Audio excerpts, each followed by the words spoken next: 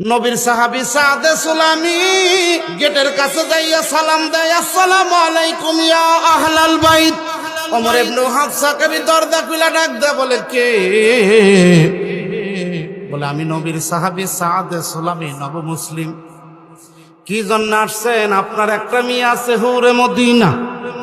মুসলিম শরীফের সহিহ হাদিস, কিন্তু বানোয়াটি কোনো কথা না।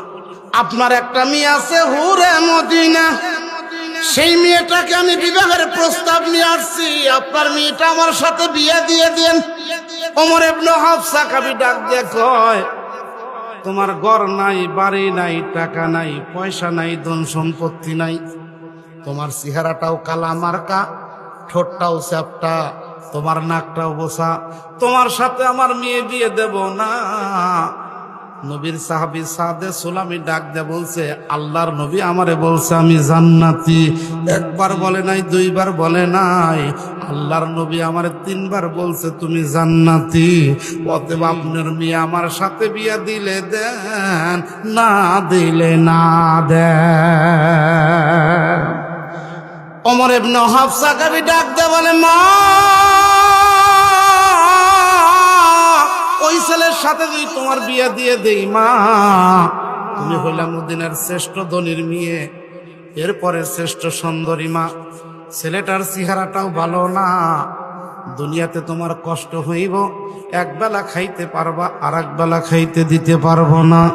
মেয়েটা ডাক দে বললেন, আব্বাজি, আমি একবেলা খাইতে পারবো, আর এক বেলা খাইতে পারবো না, সব ঠিক আছে আব্বা, কিন্তু আপনি কি জানেন এই মুহূর্তে যদি আমি মারা যাই কতদিন কবরের মাটিতে থাকবো?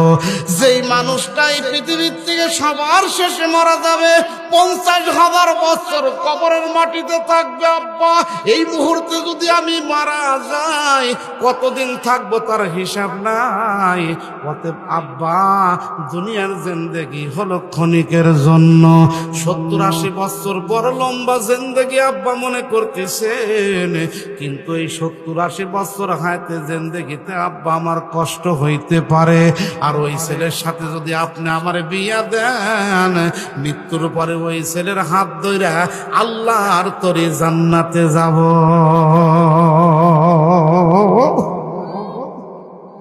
আব্বা তাড়াতাড়ি যান, আয়াত নাযিল হইলে কিন্তু বিপদ হইয়া যাইব। কারণ ওই সাহাবী এমনি এমনি আসে নাই, আল্লাহর নবীর তরফ থেকে অনুমতি নিয়ে আইছে, আপনি তাড়াতাড়ি চলে যান, খবরদার দেরি করেন না। ওমর ইবনে হাফসা কবি জোরে দৌড় মারছে, একটা দৌড় দিয়া বাঁধান রে। এবার আস্তে আস্তে না দৌড়াইয়া যাইয়া বিশ্ব নবীর দরবারে গিয়া সালাম দিয়া ডাকতে বললেন, নবী গো, সাদে সুলামিকে আমার বাড়িতে পাঠাইছেন, আমি তোমার বাড়িতে পাঠাইছি তোমার মেয়ের বিবাহের প্রস্তাব নিয়ে। নবীজি গো, আমি বুঝতে পারি নাই, এই মুহূর্তে আমার মেয়ে বিয়ে দেওয়ার জন্য আমি রাজি। আল্লাহ নবী ডাক দেখায়, সাদে সুলামি আসো আসো, বিয়ে ঠিক হয়েছে, 400 দিরহাম মহরানা দেন। সাদে সুলামি ডাক দেখায়, ইয়া রাসূলুল্লাহ, 1 দিরহাম না। বলে বিয়ে করবা কেমন করে? বলে নবীজি আপনি জানেন। সুবহানাল্লাহ। আল্লাহর নবী ডাক দে বললেন, ঠিক আছে দাঁড়াও, মহারানা 400 দিরহাম দেওয়াই লাগবে, মহারানা ছাড়া বিয়ে হইব না। আমরা তো বাবা 1 লাখ টাকা দেল মোহর ধার্য করিয়া একটা নাকফুল দিছি 5,000 টাকা, এখনো 95,000 টাকা বাকি রাখছি। এরকম মরদ আছে কি নাই? কথা কয় না, আছে কি নাই? খবরদার, একটু অপেক্ষা করেন, আসতেছে মহারণার টাকা। আপনার স্ত্রীকে শোধ না করলে আপনার কি বিপদ হবে? আল্লাহর নবী ডাকতে বললেন, সাদে সুলামি, মহারণা ছাড়া বিয়ে হইব না, তবে আমি এই মুহূর্তে তোমার একটা সাহাবীর কাছে পাঠাবো। ওই সাহাবীর কাছে গিয়ে বলবা আমি নবী তোমারে পাঠাইছি, সে যেন তোমারে 200 দিরহাম দিয়ে দেয়। ইয়া রাসূলুল্লাহ, ইয়া হাবিবাল্লাহ, তাহলে বলেন ওই সাহাবীর নাম কি? আল্লাহর নবী ডাক দা বললেন, সাদে সুলামি, ওই সাহাবীর নাম হলো ওসমান জিন্নুরাইন। ওসমান জিন্নুরাইনের কাছে তুমি চলে যাও, গিয়া বলো আমি নবী তোমারে পাঠাইছি, সে তোমারে 200 দিরহাম দিয়ে দিবে। এবার সাদে সুলামি ওসমান জিন্নুরাইনের গেটের কাছে যাইয়া সালাম দেয়, আসসালামু আলাইকুম ইয়া আহলাল বাইত। ওয়ালাইকুম আসসালাম। কে তুমি? বলে আমি নবীর সাহাবী সাদে সুলামি। কি জন্য আসছেন? বলে আল্লাহর নবী আমারে পাঠাইছে আপনার কাছে, আপনি আমার এই মুহূর্তে 200 দিরহাম দেন। আমার বিয়ে ঠিক হয়েছে মদিনার শ্রেষ্ঠ সুন্দরী, বাবার নাম ওমর ইবনে ওহাব সাকাফি। এই মুহূর্তে 200 দিরহাম আল্লাহর নবী আমার পাঠাইছে দিতে বলছে। এবার ওসমান জিন্নুরাইন ভিতরে যাইয়া বাদান রে 250 দিরহাম নিয়ে আইছে। ডাকদা বললেন ভাই চাইলাম 200 দিরহাম, দিলেন 250 দিরহাম। বলে 200 দিরহাম দিলে নবীর নামে শান থাকে না। লা ইউমিনু আহাদুকুম হাত্তা আকুনা আহাব্বা ইলাইহি মিন ওয়ালিদিহি ওয়া ওয়ালাদিহি ওয়ান নাসি আজমাইন।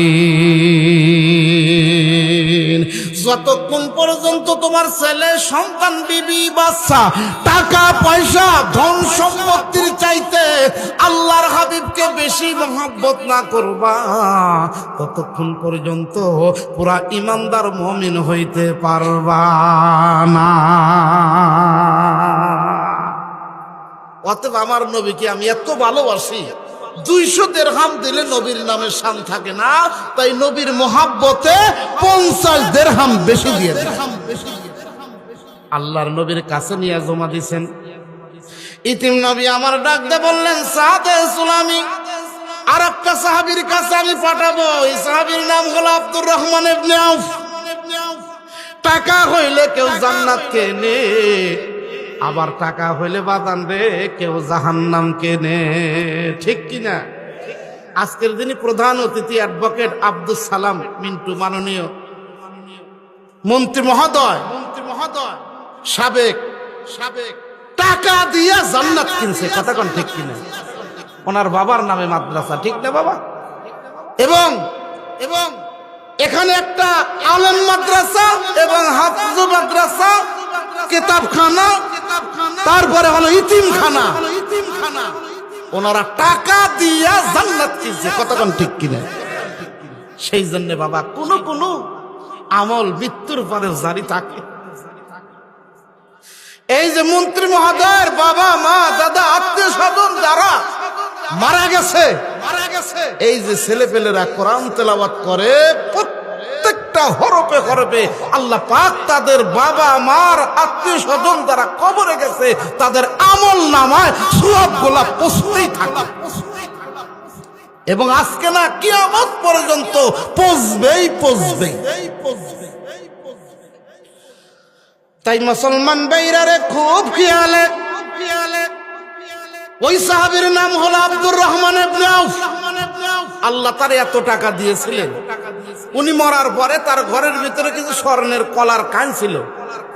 ওই কলার কানগুলা তার সন্তানেরা কাটতে কুড়াল ভোতা হয়ে যাইতো, স্বর্ণের কলা কাইটে শেষ করতে পারতো না। সুবহানাল্লাহ, এত টাকা আল্লাহ পাক তারে দিয়েছিলেন।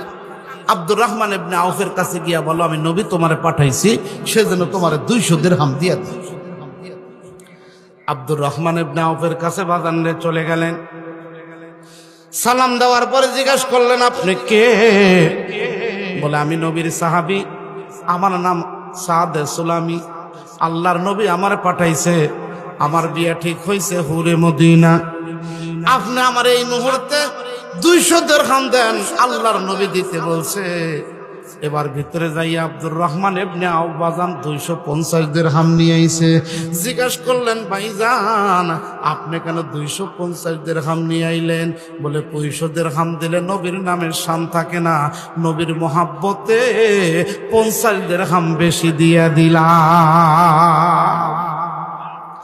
500 দিরহাম আল্লাহর নবীর কাছে জমা দিয়ে ডাক দিয়ে বললেন নবী গো, 400 দিরহাম মহারানার জন্য রাইখা দেন, 100 দিরহাম আমারে দিয়ে দেন, বিবাহের মার্কেট করি। ইতিম নবী আমার ডাক দিয়ে বললেন সাদে সুলামি 100 দিরহাম দিয়া বিবাহের মার্কেট হইব না, আমি এই মুহূর্তে তোমার এমন একটা সাহাবীর কাছে পাঠাবো। ওই সাহাবীর নাম হলো বাদান রে হযরতে আলীর কাছে গিয়ে আরো 200 দিরহাম নিয়ে আসবা, 400 দিরহাম মহরানার জন্য রাইখা দেব, আর 300 দিরহাম তোমার বিবাহের মার্কেটের জন্য আমি পাঠিয়ে দেব। আব্দুর রহমান এই মুহূর্তে হযরত আলীর কাছে গিয়া বলো, আমি নবী তোমারে পাঠাইছি, সে যেন তোমার 200 দিরহাম দেয়। সাদে সুলামি এবার ওইটা রওনা দিছে। ইতিম নবী আমার ডাক দে বললেন, সাদে সুলামি একটু দাঁড়ায় যাও, আমি গতকালকে যখন আমার সাহাবী আলীর বাড়ির পাশ দিয়ে আসতে আমি দেখলাম হযরতে আলী মাছ পথে দাঁড়াইয়া রইছে। আমি জিজ্ঞাসা করলাম, বাবা আলী রে, তুমি কেন মাছ পথে দাঁড়াইয়া রইছো? হযরত আলী ডাক দে বললেন, নবী গো, আজ 3টা দিন হলো কিছু খাই না, ক্ষুধার যন্ত্রণা সহ্য করতে পারছি না। ক্ষুধা পেটে কি নবী ঘুম ধরেনি? ক্ষুধার যন্ত্রণায় তো ঘুম ধরে না। এদিকে হাসান কান্দে, হোসাইন কান্দে, হাসান কান্দে, আব্বা 3টা পাথর পেটের সাথে বাঁধছি। হুসাইন কান্দে, এদিকে আমার বিবি ফাতেমা, যিনি জান্নাতের সরদারিনী, ফাতেমা কান্দে আর ডাক দে বলে, স্বামী গো, হাসান হুসাইনের ক্ষুধার কষ্ট তো আর সহ্য করতে পারি না। নিজে কষ্ট আছে, অসুবিধা নাই, কিন্তু হাসান যখন মা কয়া ডাক দে, হুসাইন যখন মা বলে ডাক দে, মা গো আর কয়দিন না খায়া থাকবো? কত বারবার বলি তোমার নানু ভাই মসজিদ নববীতে গেলেই খাইতে দিবে। ছোট্ট হুসাইন ডাকতে বলে, মা আজ 3টা দিন হলো মসজিদে নববীতে যাই, কিন্তু আমার নানু ভাইকে তো পাই না। আল্লাহর নবী আজ 5টা দিন হলো সফরে শুয়েছিল, 3য় দিন। এরপরে নবী আমার ওই যে গভীর রাত্রে যখন হযরতে আলীর বাড়ির পাশ দিয়ে যাইতে লাগছে, যাইতেই দেখে আলী ঘরের মধ্যে নাই, আলী মাঝপথে দাঁড়াইয়া রইছে। ইতিম নবী আমার ডাক দে বললেন, আলী রে, আমার কাছে তো এই মুহূর্তে খাবারের কিছু নাই। ওই যে খেজুর গাছ দেখা যায়, ওই খেজুর গাছকে গিয়া বলো, আমি নবী তোমারে পাঠাইছি, সে যেন তোমারে কিছু খাইতে দেয়, তোমারে কিছু খেজুর দেয়। এবার হযরত আলী আস্তে আস্তে যাইয়া খেজুর গাছের কাছে দাঁড়াইয়া ডাক দে বলল, ভাই খেজুর গাছ রে, আল্লাহর নবী আমার পাঠাইছে, আমারে কিছু খেজুর দাও না। বলবো কেমন কইরা? গিয়া দেখি গাছে পাতা তো দূরের কথা, খেজুর তো দূরের কথা, পুরা ঘাসটাই মরা, কোনো খেজুর নাই। এরপরেও নবী যেহেতু আমার পাঠাইছে, আমি গিয়া বললাম, ভাই গাছ রে, আল্লাহর নবী আমার পাঠাইছে, আমারে কিছু খেজুর দাও। হযরতে আলী ডাক দে বললেন, ও তামাম পৃথিবীর মানুষ শুনে রাখো, আমি মরা খেজুর গাছকে নবীজির কথা বলার সঙ্গে সঙ্গে তাজা খেজুর গাছ থেকে টপ টপ করে পড়তে আরম্ভ হয়। দৌড়াইয়া যাইয়া একটা খেজুর মুখে দেই, আর একটা খেজুর দইরা পকেটে রাখি, আমার পকেটটাও পুরা হইয়া যায়, আমার পেটটাও পুরা হইয়া গেছে। এবার খেজুর গুলা লইয়া আমি বাড়ি যাই। আমার হুসাইন তাকাইয়া রইছে, আব্বা আপনি এত খেজুর কোথায় পাইলেন? হুসাইন হাসানকে ডাক দে বলে, ভাইজান আজকে আমার আব্বার পকেটের মধ্যে এত খেজুর, আজকে পেটটা ভইরা আমি খাবো। আমার আব্বার এত খেজুর কোথায় থেকে নিয়ে? বাদানরে খেজুরের আটি ছাড়াইয়া হজরতে হাসানের মুখে দেয় একটা, হজরতে হুসাইনের মুখে দেয় একটা, আর একটা বাদানরে হজরতে ফাতেমার মুখে দেয়। ফাতেমা ডাক দেয়, কয় স্বামী গো, দাম্পত্য জীবনে আমি আপনার কাছে কোনো কিছু চাই নাই, আমি খেজুর খাবো না, আপনি কি আমার একটা ডালিম খাওয়াইতে পারবেন? আমার মুখটা একদম জ্বরের ভিতরে, এত জ্বর, শরীরের মধ্যে এত চাপ, আমার মুখে খেজুর খাইতে ইচ্ছা হয়েছে না। স্বামী গো, আপনি মন খারাপ করলেননি, আপনার কাছে আমার আবদার, আপনি কি আমার একটা ডালিম খাওয়াইতে পারবেন? হযরতে আলী খেজুর গুলো বাদানরে পকেটের ভিতরে নিয়ে বাজারে বিক্রি করে একটা ডালিম কিনে নিয়ে আসতেছে। আল্লাহ আর আল্লাহর ফেরেশতারা বলা বলি করতেছে, আল্লাহ ফেরেশতাদের ডাক দে বলতেছে, ফেরেশতারা রে, আমার বন্ধুর সাহাবীদের তাওয়াক্কুল এত বেশি, তাদের কাছে যদি কেউ কিছু চায়, না থাকলে কর্জ কইরা দেয়। যখন বলছে না থাকলে কর্জ কইরা দেয়, ফেরেশতারা ডাক দেয়, কয় আল্লাহ থাকলেই তো দেয়, না থাকলে কি দেয়? আল্লাহ ফেরেশতাকে ডাক দেয়, বলে ও ফেরেশতা, ওই যে আমার আলী ডালিম নিয়ে যায়, আলীর কাছে ছায়া দেয়। সুবহানাল্লাহ কোন মুসাফির ফেরেশতা বাজান রে, এবার মাছ পথে যাইয়া দাঁড়াইছে, এমন ভাবে দাঁড়াইয়া আছে মনে হইতেছে আস্ত একজন মানুষ। ভিক্ষুক হযরত আলীকে দেখে সালাম দেয়, আসসালামু আলাইকুম আলী ভাই। আলী সালাম দেখে মনে করলো সালামের বাপ তো বেশি ভালো দেখতেছি না। জিজ্ঞেস করে, ভাইজান কি বলতেছেন? বলে, ভাই আজ 5টা দিন হলো কিছু খাই না। বলে, ভাই আমার কাছে তো খাওয়ার কিছু নাই, আমি তোমার কি দিব? বলে, আপনার কাছে ডালিম আছে, ডালিমটা আমারে দেন। সুবহানাল্লাহ কোন হযরত আলী ডাক দিয়ে বললেন, ভাইজান ডালিম তো আমি খাবো না, ডালিম খাবে হলো আমার ফাতেমা। আর 7 দিন হলো আমার ফাতেমা জ্বর, এত শরীরের ভিতরে জ্বর, এই জ্বরের কারণে খেজুর খাবে না, তাই খেজুরগুলা বিক্রি করে আমি ডালিম নিয়ে আইছি, এই ডালিমটা আমি আমার ফাতেমা খাবে। এবার আল্লাহর ফেরেশতা জানে নবীর সাহাবীর কাছ থেকে কোন কায়দায় নেওয়া লাগবে। বলে, দিবেন না? বলে, না দেওয়া যাবে না। সঙ্গে সঙ্গে ফেরেশতা ডাক দে, কয় ভাইজান আলী রে, আল্লাহর ওয়াস্তে ডালিমটা দে। সুবহানাল্লাহ কহ। আলী চমকে উঠছে, আল্লাহর ওয়াস্তে যদি কারো কাছে কেউ কিছু চায়, ওই হাতের ভিতরে আমার আল্লাহর হাত থাকে। সুবহানাল্লাহ কহ। এই ভিক্ষুক আবার আল্লাহর ওয়াস্তে চাইলো, এখন তো আর না দিলে হয় না।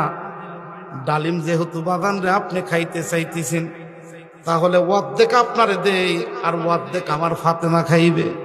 বলে, অসুবিধা নাই, অর্ধেকই আমারে দেন।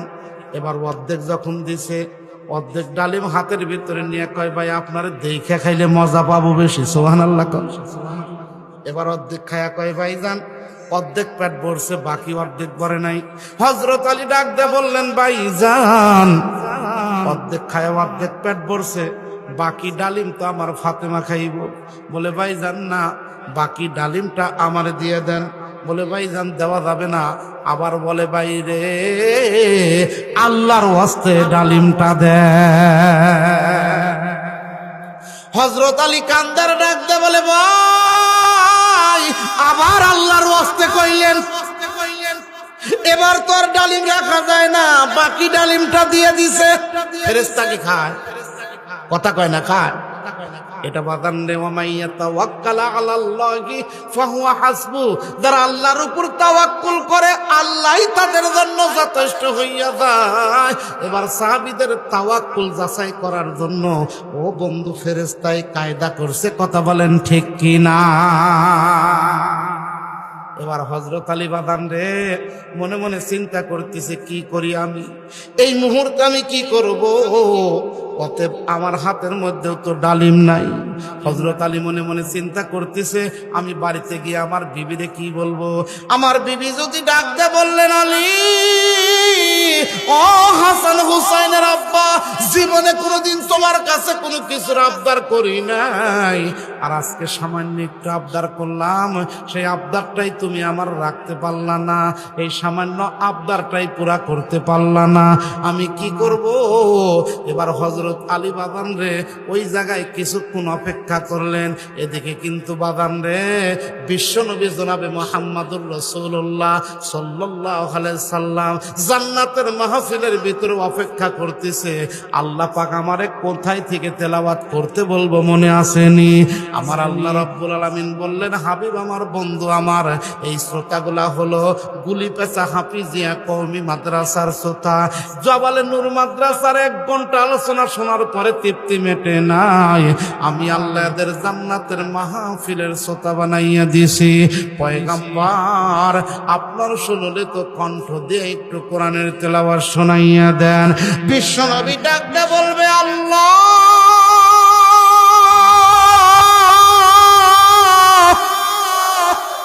আমি কোরআন শরীফের কোথায় থেকে তেলাওয়াত করব?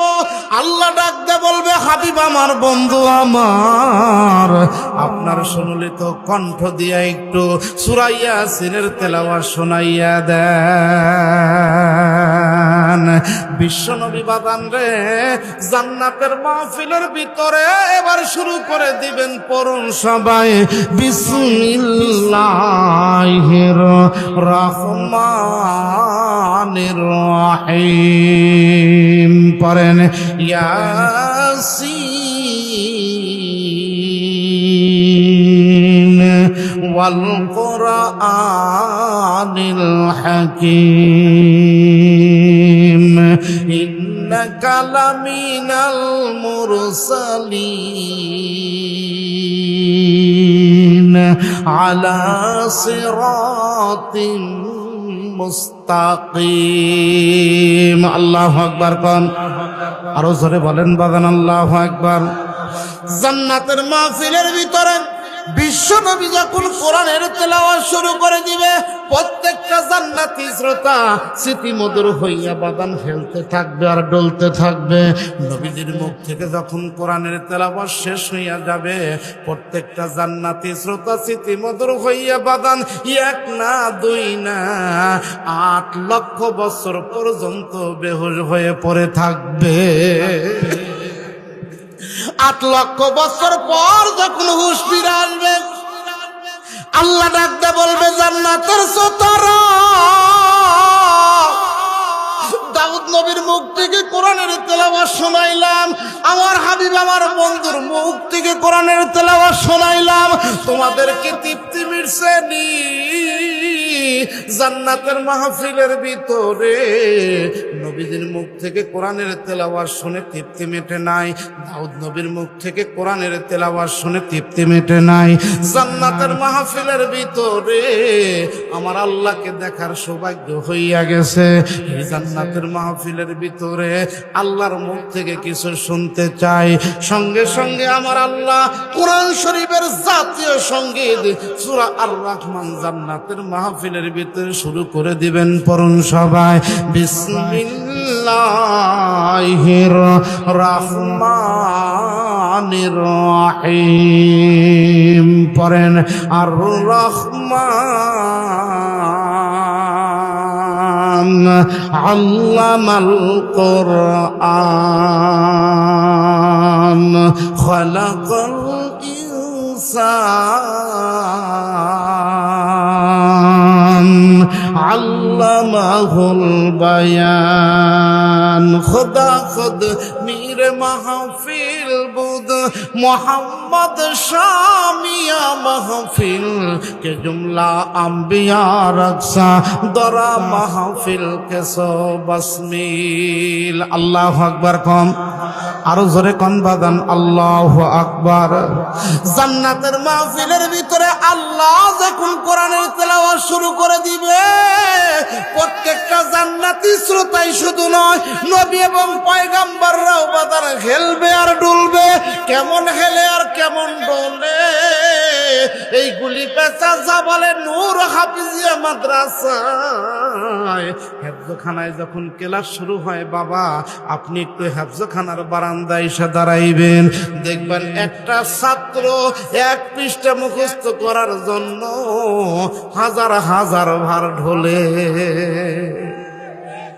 ছোট্ট একটা বাচ্চা বাদান রে, যখন এই গুলিপেশা মাদ্রাসায় নূর জাবালে নূর মাদ্রাসায় লক্ষ্য করে দেখবেন বাবা, মক্তবে যখন পড়ে, ওস্তাদ যখন পড়ে বলে বলো বাবা আলিফ, দেখবেন আলিফ পরে আর ঢলে, বলো বাবা বা, বা পরে আর ঢলে, বলো বাবা তা, তা পরে আর ঢলে, এবার আলিফ পরে ঢলে, বা পরে ঢলে। ওই ছোট্ট বাচ্চা পাশেই প্রাইমারি স্কুলে যাইয়া দাঁড়ায় থাকবেন, দেখবেন ওস্তাদ যখন বলে বলো বাবা ক খ বরকিত সর সরায়া বাদান রে, এইগুলা যখন পড়াইতে লাগে, কোন বাচ্চা কি বাদান ঢলে? আরো জোরে কম।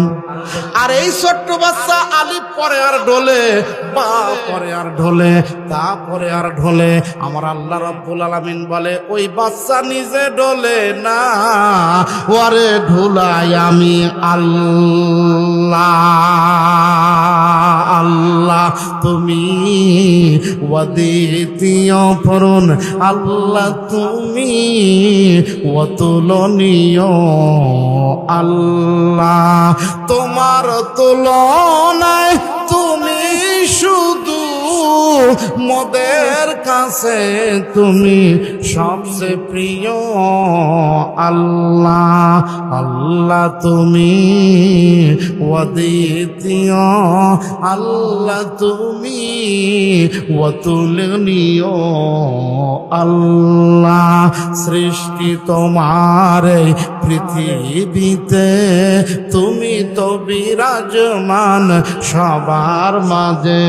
এই বিশ্বাস নিয়ে সারাটি জীবন চলতে পারি যেন তোমার পথে, পারেন চলতে গিয়ে তোমার পথে বাধা যদি আসে সাহস দিও, আল্লাহ পড়েন না বাবা, আল্লাহ তুমি অদ্বিতীয়, আল্লাহ তুমি অতুলনীয়, আল্লাহ মারহাবা কর, আরো জোরে কর। যারা বাদান রে কোরআনের মাহফিলে বসে বসে একটা কথা আমলের নিয়তে শুনবেন, এক একটা কথার বিনিময় আল্লাহ আপনার আমল নামায় বাদান রে 70 বছর নফল ইবাদতের সওয়াব দেবে। যারা সামিয়ানার বাহিরে দাঁড়ায় আছে তারা কি পাবে? আরো জোরে কান পাবে বাদান, তারা কোনোদিনও পাবে না। তাই বাহিরে যারা বসে বসে বাদান সময় নষ্ট করতেছেন, একটু মেহরবানি করে সামিয়ানার নিচে বসেন। এই জায়গায় বসলেই বাবা এক একটা কথার ভিতরে আল্লাহ 70 বছর নফল ইবাদতের সওয়াব দেবে। 70 বছর আপনি বাইসা থাকবেন তার কিন্তু বাদান গ্যারান্টি নাই। ও বন্ধু, তাই কবি কত সুন্দর করে বলে, ওরে শরীরের চামড়া ছিল টান, মিষ্টি সুরে গাইতাম গান, গলার আওয়াজ আমার কত দূরে যাইতো, ঠিক কিনা? পাইকা গেছে মাথার চুল, কথা বলতে পরে ভুল, চোখে দেখি গন্ডগোল, দন্ত লড়িল, পাখি উড়ে যাওয়ার বুঝি সময় এলো। রঙ্গরসের দিন ছিল আমার একদিন, 12 ঘন্টা বেলায় আমার সন্ধ্যা হইল, পাখি উড়ে যাওয়ার বুঝি সময় এলো। আল্লাহ মৃত্যুর আগে 3টা চিঠি অনেকের কাছে পাঠাইছে। 1 নাম্বার চিঠির ভিতরে লেখা আছে আমার মাথার চুল আর মুখের দাড়িগুলা পাইকে গেছে। 2 নাম্বার চিঠির ভিতরে লেখা আছে আমার চোখের জ্যোতিগুলাও বাদান কমে গেছে। 3 নাম্বার চিঠির ভিতরে লেখা আছে আমার শরীরের শক্তি কমে গেছে। এই 3টা চিঠি বাদান আমরা অনেকেই পাইছি, এরপরেও মনে করি আমরা মরবো না। আল্লাহ ডাক দেখায়, বান্দারে মরার গ্যারান্টি আছে, বেঁচে থাকার গ্যারান্টি নাই, ঠিক কিনা বলে? তাই আল্লাহ বলে, কুল্লাউ কুনতুম ফি বুয়ুতিকুম লাবারাযাল্লাযীনা কুতিবা আলাইহিমুল কতলু ইলা মাযাজিহি।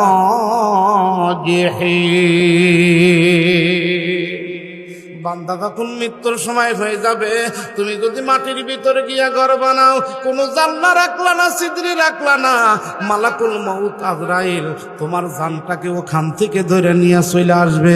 পৃথিবীর কোনো মানুষ তোমারে ঠেকায় রাখতে পারবে না। জোরে বলেন, পারবে? আরো জোরে কোন। এরপর আমি মাঝে মাঝে বাগান রে রাস্তা দিয়ে চলতেই বাগান রে শুনতে পাই এবারের মতন ফিরা যাওয়া আজরাইল মিনতি করিয়া ওই তোমারে রে। আজরাইল কি খালাতো ভাই হয় নাকি? আজরাইল কারো ঘরের দরজার কাছ থেকে ফেরত যাবে না, ফেরত যাবে না। একমাত্র যারা না বানাইলে তামাম দুনিয়া বানাইতো না, ওই নবীর ঘরের দরজার কাছে যাইয়া আজরাইল সময় চাইবে, সময় চাইবে। এই পৃথিবীর কোন মানুষ যত বড় আলেম পীর হোক না কেন, তার কাছে যাইয়া কি বাদান আজরাইল সময় চাইবে। আরো জোরে কোন বাবা। তাহলে বাদান আজকের মাহফিল থেকে দীপ্ত শপথ গ্রহণ করবেন, জীবনে আর কোনোদিন আল্লাহর নাফরমানি করব না। রাজি আছেন? এত নাফরমানি করার পরে আল্লাহ আমাকে আপনাকে নাফরমান বলে ডাক দেয় নাই? দিছে? জোরে বলেন দিছে? আল্লাহ ডাক দিয়েছে, কুল ইয়া ইবাদিয়াল্লাযীনা আসরাফু আলা আনফুসিহিম লা তাকনাতু মির রাহমাতিল্লাহ ইন্নাল্লাহা ইয়াগফিরুয-যুনুবা জামিআ ইন্নাহু হুয়াল গফুরুর রহিম। আল্লাহ ডাক দিয়েছে, ও আমার বান্দারা। আহারে আল্লাহ এত সুন্দর করে ডাক দিয়েছে, আমার বান্দারা তোমরা যারা এখনো গুনাহ ছাড়তে পারো নাই, আমি আল্লাহর রহমত থেকে দূরে সরে যায় না। আমি আল্লাহ ক্ষমাশীল অতি দয়াবান।